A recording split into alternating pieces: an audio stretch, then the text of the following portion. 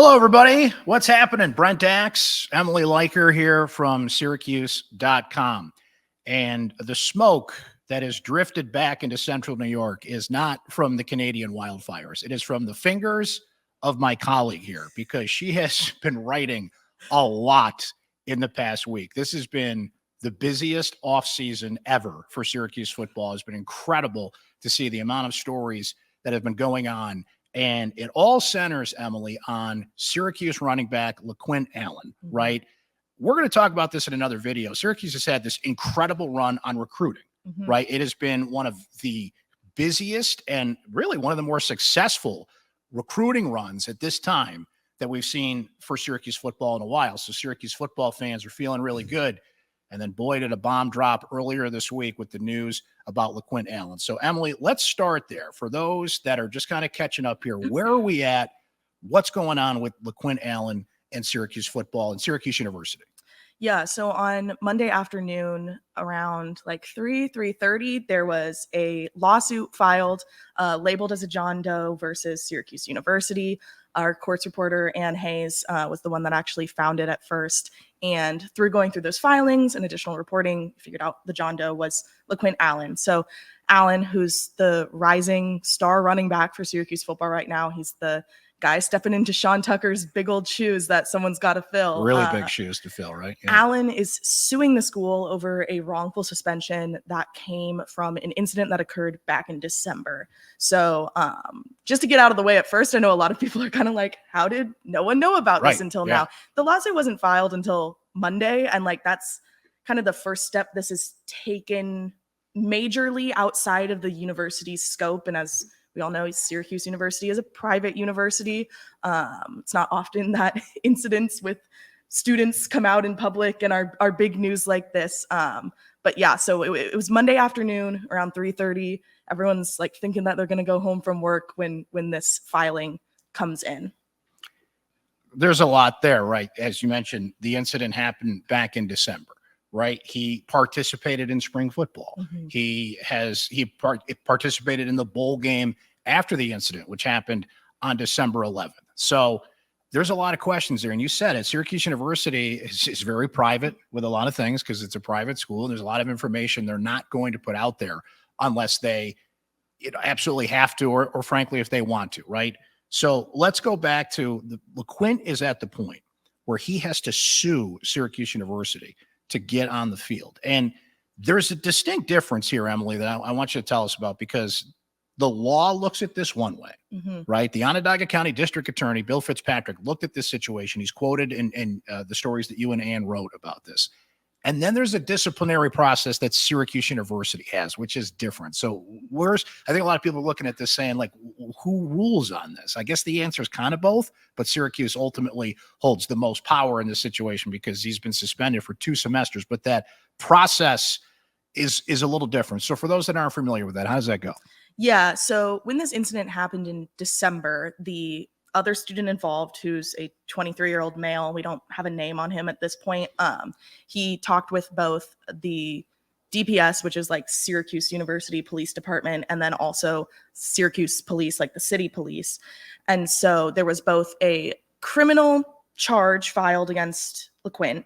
It was for 3rd-degree assault, which is a misdemeanor. That was ACD'd, which basically means that came in, but then the file got sealed. The charge was basically dropped as long as LeQuint stays out of trouble for 6 months. And that was from when the charge was filed, which was March 2nd, I believe his ticket was given out. So we're kind of getting close to that. We're about halfway through that 6-month period. So that's kind of the criminal side of things, which has nothing to do with the suspension.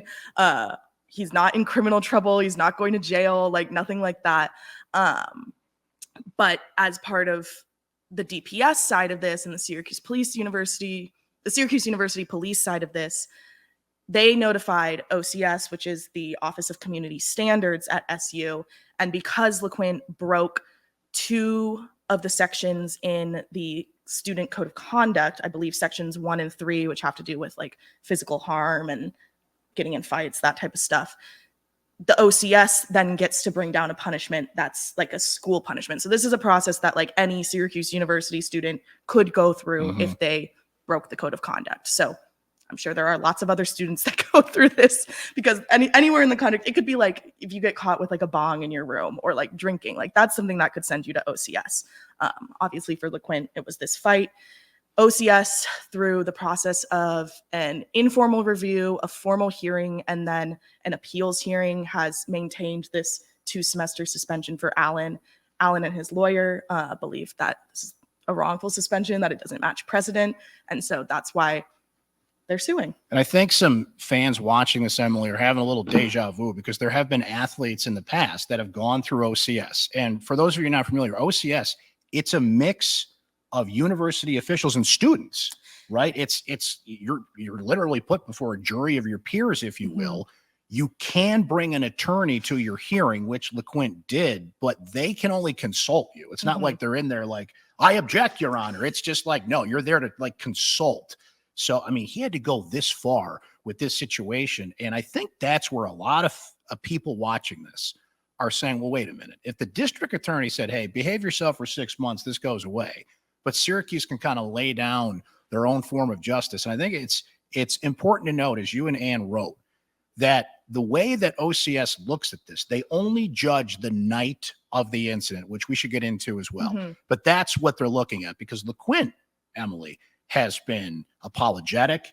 He has offered to do a number of things to make up for this. He's basically admitted it. I was in the wrong. He has gone out of his way to say, listen, I'm sorry I did this. What can I do to basically serve my punishment so I can be at Syracuse University? Like, he has flat out said in the affidavits and in the writing that you and Ann sent, like, I can't afford to go to Syracuse University unless I'm on a football scholarship. And as we'll talk about, this kid has been through a lot, to say the least, in the past few months here, in addition to this incident here. So there's just so much going on at once. But OCS, all they do is look at the night of the incident. And what they said, Emily, basically was in the review of this, and fill in what I'm missing here. But so let's go back to the night of the incident. It's December 11th. Yeah, so it's December 10th, 11th. It's December 10th was the Saturday. So, of course, that's the night this party starts. And early morning, December 11th. Occurs early morning, December 11th. We believe around 2 a.m. Police reports kind of first start being filed at like 2:30. That's when like the first people talk to cops. LeQuint's at a party. From what we know, there are several other teammates there. We've been able to confirm that both Deuce Chestnut, who obviously is now with LSU, but was a former Syracuse defensive back, and then at least one other player were involved. Terry Lockett was also charged criminally, but then it was discovered that he wasn't at the party. So we're kind of sorting through that. But this is a party with several football players at it, other athletes. Probably it's at the University Village Apartments, which I've been told is usually where Syracuse football players especially end up living. Obviously not being here, someone had to tell me that. But so he's at this party. Around 2 a.m., he gets a call from Deuce, and Deuce tells him that he's been jumped by 4 to 5 people and is injured. In the court filings, there's no record of what these injuries to Deuce might be. Like, it doesn't say that Allen came out and saw Deuce bloodied or anything like that. But Allen leaves the party to go find his teammate. I think, as we mentioned in this morning's story, both Allen and Deuce are from New Jersey, so there's a little bit of a tie there. Allen finds Deuce, follows him back into the party. And something Allen comes back to a lot, and we can talk about more when we get in the OCS, is like, he realizes that he should not have gone back into the party that night. So that's kind of like where I think the first domino falls in this situation, is he comes out and finds Deuce, and instead of both of them removing themselves from a situation that has already gotten a little turbulent, they decide to go back into the party.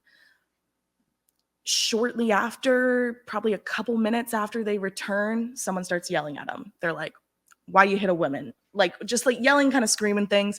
Allen has no idea what's being talked about. He tells this guy, the 23-year-old student, he doesn't know what he's talking about. And that's when the first punches are thrown. So the 23-year-old student punches Allen once in like the side of the jaw, and then once in the nose, bloodying his nose. And then Allen, from everything, pretty much every telling that he had to do of this incident that we've now read in the court documents, says that he feared that he was about to be hit a third time. And that's when he decided to punch this 23-year-old student. He lands his punch, I think, in the nose, lip region. From police reports, we know this 23-year-old did leave the entire scene that night with a knocked out tooth, a busted lip, and I think a head wound. But as we can talk about, there's potentially more incidents involved in this night. But that's kind of the basis of the start of this whole process for Allen. There's a lot there. And, you hear something like that. And now, we've got the court documents. You and Ann did a terrific story that you guys should read on syracuse.com that really details the timeline of this. So what LeQuint was told through the disciplinary process was, well, you should have called the police. Mm-hmm. Of course, that's sound advice. But listen, it's 2:00 in the morning. These are college kids. It's a party. Chaos, breaks out in a situation like this. And I think LeQuint even said in one of the affidavits, as a young African-American, I was not told to call the police in these situations. And oh, by the way, he got a call from his teammate and his friend that he's in trouble, right? Mm-hmm. So I'm not trying to defend anybody. I'm not trying to offer an opinion here, but just trying to put myself in that situation, right? Friend calls me, I'm in trouble. You go, chaos. It's a party. It's 2 a.m. Things are happening. You're put in a situation where it's clear he had to defend himself. And you brought up the 23-year-old. So I think we should focus there. We don't know who it is. We don't know the name. Has that individual gone through OCS? Has anybody else been disciplined as a result of this situation? So our understanding is no, that the 23-year-old student did not have to go through the OCS process.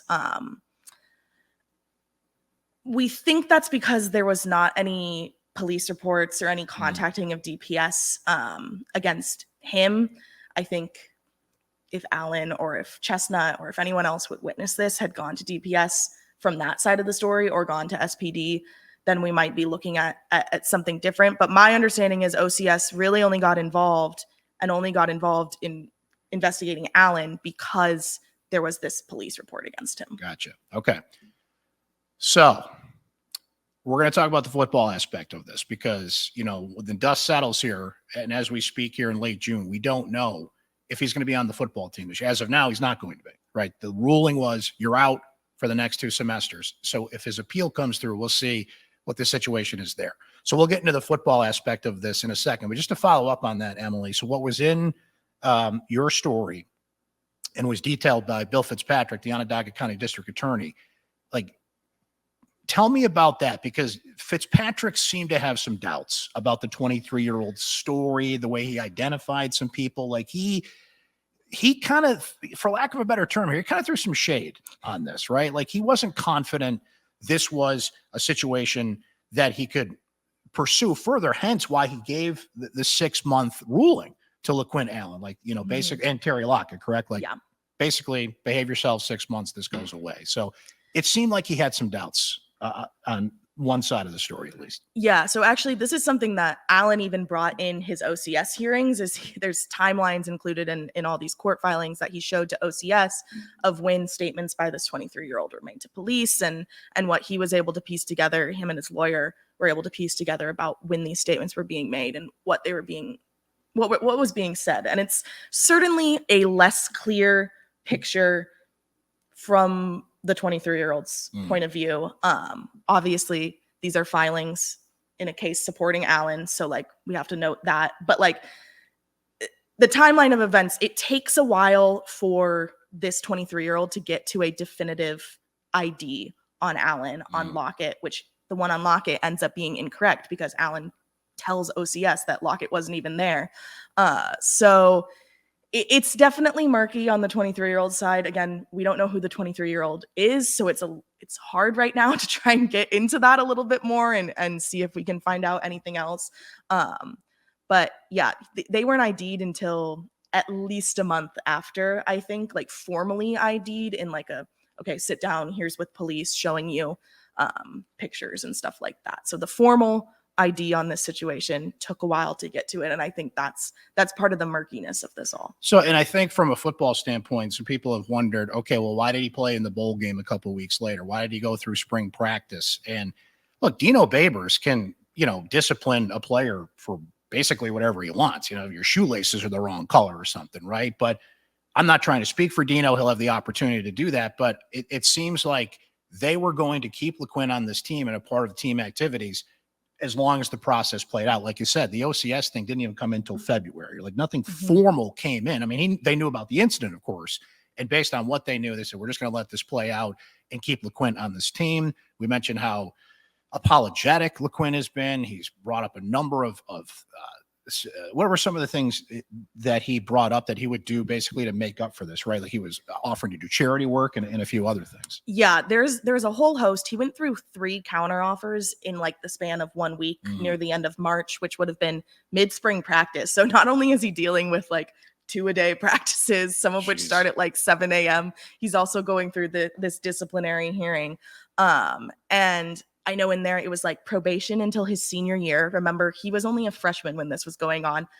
Probation through senior year. He talks about doing work with the Syracuse Police Department to talk with at-risk youth. He talks with doing additional community service. He says he'll go into counseling or anger management. Like he threw out a whole host of things. He asked for, instead of a fall suspension, he asks, well, can we do like summer and then spring 2024? Because really the issue with playing comes down to if he's not enrolled in the fall semester, like that makes him act like ineligible by NCAA standards. Yeah. Like that puts his grant and aid scholarship void. So he's like, anything to avoid this fall 2023 semester suspension. He was trying to throw out a lot of other options that he gave them.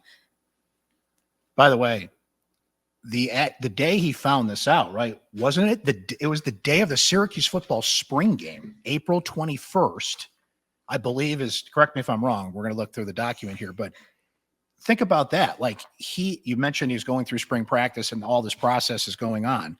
The day of the spring game, April 21st, that's when the hammer drops, right? That's when so something significant happens. April 21st is when the hearing is, his first formal hearing. So at that point, he had already gone through the informal review process. The 2-semester suspension was already on the table. Gotcha. And he had, I believe he had to request a formal hearing because like technically you can just resolve it informally is my understanding and then just go forward if you accept the punishment. But he wanted a formal hearing, understandably. And that's where that mix of student and faculty comes in. I think there's a board at this hearing, and then I also believe there's a board at the appeal, which happens later. But yeah, same day as the spring game, which he played in. Anyone that was there saw him. I saw him.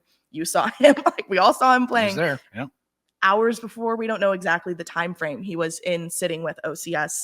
That was when there was one eyewitness that Allen brought to the hearing, unidentified. We don't know who they are.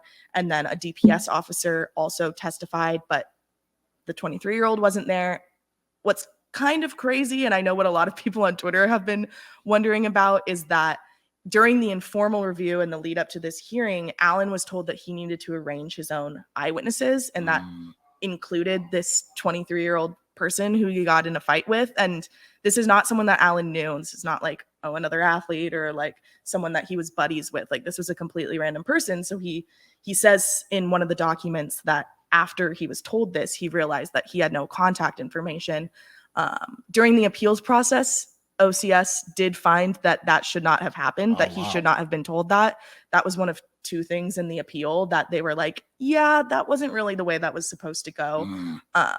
So that was definitely interesting in terms of the formal hearing and the spring game day. By the way, just to paint a picture here so LeQuint's got all this going on. In the midst of this, Emily, a tragedy. His father was killed. His father was shot and killed, I believe in March. Right? His father was shot and killed on February 14th. February 14th. Okay. He goes home for the funeral in March, which is why the OCS process was delayed a little bit. They first notified him in February that he was being investigated, but he couldn't meet with them until after he came back from New Jersey from attending his father's funeral. So that was going on in the midst of all of this too. And I think we should note here, and then we'll get into the football aspect of this here shortly, but think of the era we're in, Emily, the transfer portal era, right? Like LeQuint is sticking this out. He wants to be here. He is fighting this. He wants to play football for Syracuse University. He wants to attend Syracuse University. Like at any point through all this, he could have just said, forget this. I'm out of here. I'm hitting the portal. Or, I mean, I make this sound simpler than it is. There's more to it, of course, but we are in a fluid era in college football where players can come and go because for any myriad of reasons, usually playing time, right? all this is on top of it. And what LeQuint has done, and again, the OCS only looks at the day of the incident, and you're judged on that night and your decisions that night, right or wrong, agree or disagree. But excuse me, I think it should be noted through this whole thing, he wants to be here. He's fighting this. He is doing everything he can to say, I want to be here at Syracuse University. We'll see if that continues to be the case. And I think that, from a football standpoint, people hope that's the case. I mean, Emily, this was the heir apparent. This is the next guy. This is, to go from Sean Tucker to LeQuint Allen. LeQuint in the Pinstripe Bowl had a heck of a game. He broke out. That's what bowl games are all about too, by the way. You get a lot of players like Tucker opted out, Mikel Jones opted out, a few guys, Matthew Bergeron that, were up for NFL offers. So bowl games are a great opportunity to bridge that gap. You get the extra practices, you get an opportunity to showcase your younger players. And LeQuint Allen was the guy for Syracuse. And now you're in a situation where the running back position was already one where they had a big hole to fill. And if they don't have LeQuint Allen, here's my question. What do they have? Who's in the room? Like, this is a big question mark if this process plays out and he can't play. Yeah, it's a very young room right now, even with LeQuint in it. You have Juwan Price, you have the Escobar brothers, you have Parkman and Daniels, who are the two true freshmen who enrolled early. And then there is the JUCO running back, Destin Hawkins, who SU added kind of late in the 2023 commitment cycle as this was happening with Allen, and they're potentially looking at the suspension. It's tough. I mean, Allen really is the one that when you're looking at this season, like, he is clearly is going to be whatever happens with the suspension, the first string running back. I mean, even with Tucker last year, he got some snaps in there, and just the numbers he was able to put up, I don't have them off the top of my head right now, but looking at those numbers and the number of snaps he was actually playing and the attempts he had, like, he put up a lot. And we know the Wake Forest game, he had like a pass, a catch, and a rushing touchdown. Yeah. Like, this is a kid that can do a lot on the field and is going to be very valuable and has already been very valuable in one season to Syracuse. Well, and you've got Jason Beck taking over the offense. And from everything we know, I mean, there's going to be some similarities to what Robert and I did, of course, to work together for a long time. But Jason Beck wants to put his own mark on this offense. And look, Emily, as much as we talk about the passing game in this offense, just look at Tucker. Look at how much they relied on the running game. LeQuint certainly would have the opportunity to be a running back involved in the passing game. Like, you need that anchor. Like, we've talked so much about the passing game in college football and the NFL in recent years. But look, you need a running back. You need a guy. You need a workhorse. And I don't know if any of those other guys fit that bill. They have to prove that. I know LeQuint Allen at the very least showed he's ready to do that. So this is, look, football is a transitional sport anyway. There's injuries, next man up. We hear this all the time. Yeah. But this is a different kind of next man up. So I guess the advantage from a football standpoint is they have time to prepare here. Like, they know. This would be like if a player got hurt in spring ball and he's not going to play in the fall. But man, you only have so many reps. They're going to go through summer ball. You're going to go through one training camp here starting in August. And Emily, this is an important year for this team. Obviously, this is the 8th year for Dino Babers. They're coming off a winning season. They're coming off a bowl game. They want to keep that momentum going. As we'll cover in another video, they've had some momentum recruiting wise. Like, you want to keep this going, but look, Syracuse can only lose so many stars if it's going to be successful. And to start day one, if in fact this holds up, without LeQuint Allen, that's a dent. Yeah, so I think it's important to note right now that on Monday, shortly after this filing came in, the judge in the trial who's going to try the lawsuit did put a temporary stay on Allen's suspension. Is that Judge Antonacci? Yes. Antonacci. Yeah. Until the court date, which is July 19th. So as we understand it, between now and July 19th, Allen can come in return to practices, be on campus.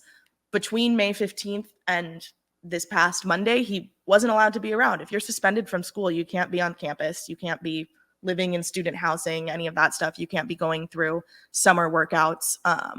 So we do believe with this stay, he'll be back and they'll get to work with him a little bit, regardless of what happens on July 19th, excuse me. But I think that's important to note. So, but yeah, if he's not around, I think Price is the next guy up. He is the oldest. He has experience at New Mexico State, not as much here, but it's a veteran guy who I think is a little more reliable than some of these younger guys. I mean, the two true freshmen, Muafak Parkman and Ike Daniels, are both very talented guys, like top of their kind of state recruiting classes last year, but they're true freshmen. They've had only a couple weeks of practice under their belt, and that's kind of tough position to throw someone in like the first week of the collegiate season as an 18-year-old, you know. That's a lot.